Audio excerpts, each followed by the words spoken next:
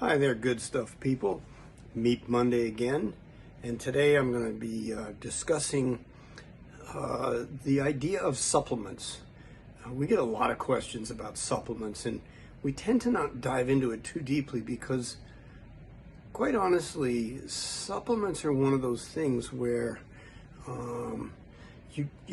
there's so much information slash misinformation slash lack of information out there about the effectiveness of supplements that it really makes it difficult to actually want to endorse or not endorse certain things.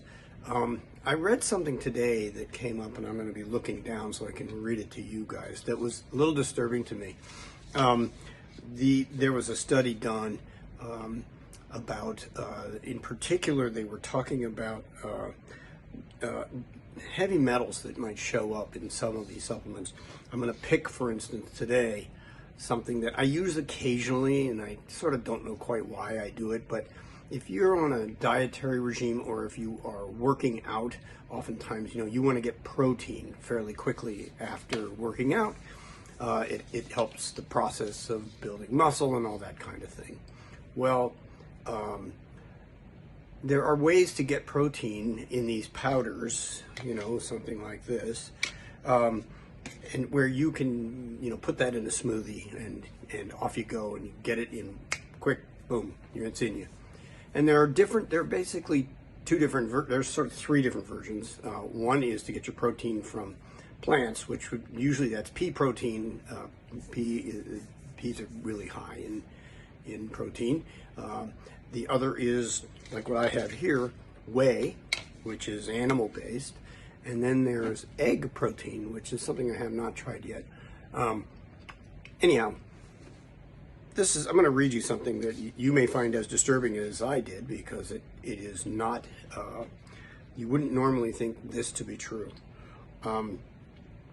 A study was done out of Colorado a couple of years back where they looked at, 134 protein powders, and they tested for a whole lot of different things that might be in them. BPA that can come from the plastic that these things are made out of, to any number of other sources of BPA that can get into. BPA is an endocrine disruptor. It's something you really don't want to have. Yet they found it in 55% of the protein powders, of the 134 protein powders they tested. But even more concerning, a couple of them contained literally 28 times the contaminant level that a regulatory limit that's put on by the Food and Drug Administration. That's pretty concerning right there. But there are other things that show up in these protein powders: lead, mercury, cadmium, arsenic. None of those things are good. None of those things are something that you want in your food or in your body. But here's the even more concerning part of it, is that they found that the pea protein versions of this, the plant protein versions, when the plant, see if I can say this right, they get much higher levels of lead and cadmium and some of these other things, heavy metals in general, are found in certified organic powders. Now, you normally say, well, they're certified organic, they're not using any of that stuff.